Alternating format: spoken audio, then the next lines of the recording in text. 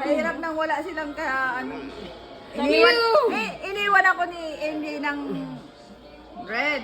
Iniwan din ako ni siya ng red. Hindi naman ako nag-red eh. White lang talaga ako kaso lang iniwan nila ako. Iniwan nila ako. Sabi pa naman niya, ako ang mag-a-adjust. Ako ang mag-a-adjust talaga. Mag-a-adjust ako para sa kanila. Nag-adjust din naman ako ah. Oo nga, nag-adjust. Tulo kita, tulo. Di man ka na ikasulo. Nag-adjust kita, nag-adjust kita. Never. Talaga, aram mo ba sa nakan? Putisan talaga ako. Kaso lang nag-adjust ako. Pero iniwan ka.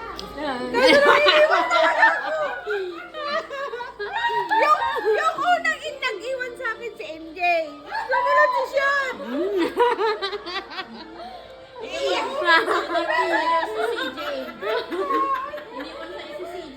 Iniwan sa akin si CJ. Ikaw na lang mamahalin ko, CJ.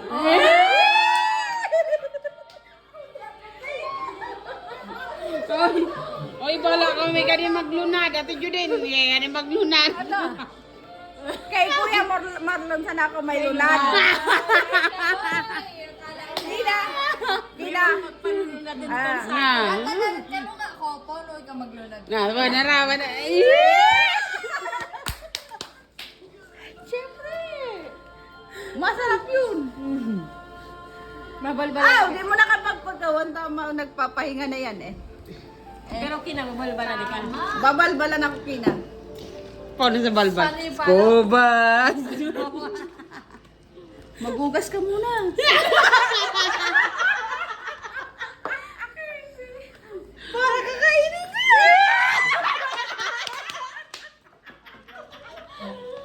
Ano yung kain?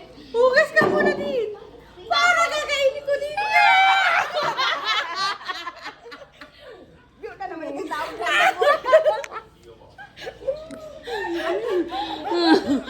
Paano kain?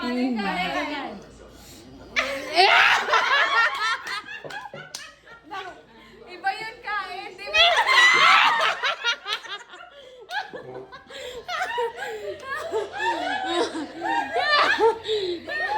Araman yung pagkain. Ay!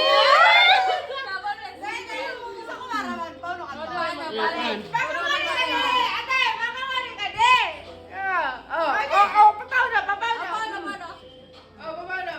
Siya!